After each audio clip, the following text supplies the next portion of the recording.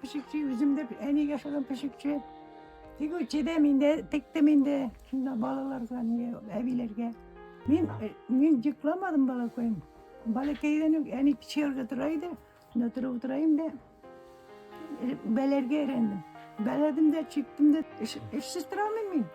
Kurga yaratmadım. 4 klas bitirmedim. Hazır 50 kilolarında elimi maşına bile getirse koydum ne? Maşinanın bir koyup okuyalım. Küçük var mıyım? Hazır diyorsun.